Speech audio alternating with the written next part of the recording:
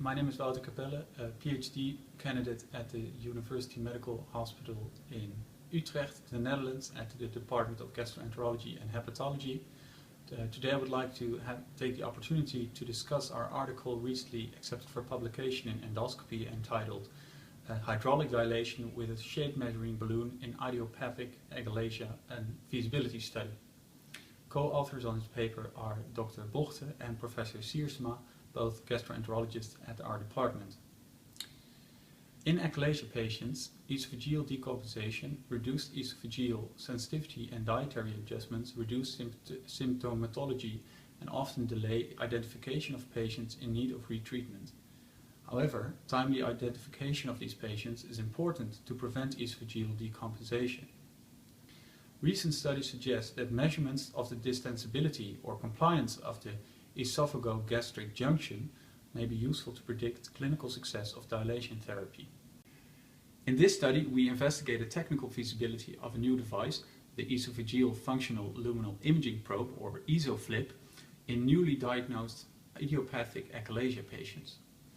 The ESOFLIP is a per-oral placed hydraulic balloon that uses impedance planimetry to give a real-time image of the shape of the balloon on a screen during dilation, thereby obviating the need for video fluoroscopy.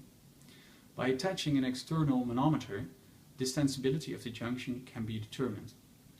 In this study, we included 10 newly diagnosed achalasia patients and dilated all these patients twice with a 30 mm ESOFLIP balloon.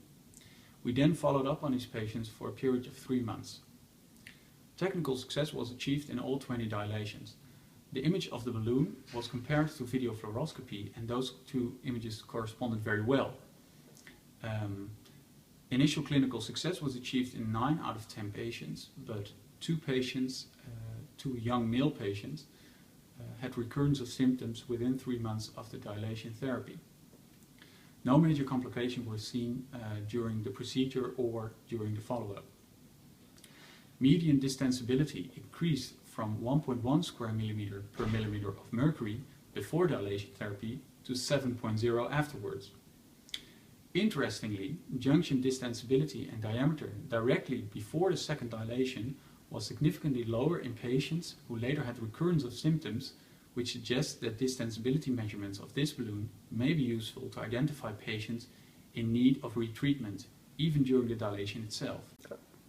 In conclusion, this study showed that hydraulic dilation in achalasia patients with intraprocedural impedance planimetry measurements is technically feasible, and that video fluoroscopy is not necessary when dilating with this balloon. Furthermore, measurements of the esophagogastric junction distensibility with this balloon may be useful to identify patients in need of retreatment even before the patient has symptoms, and this may allow for an individualized, patient-specific dilation regimen. Thank you for your attention.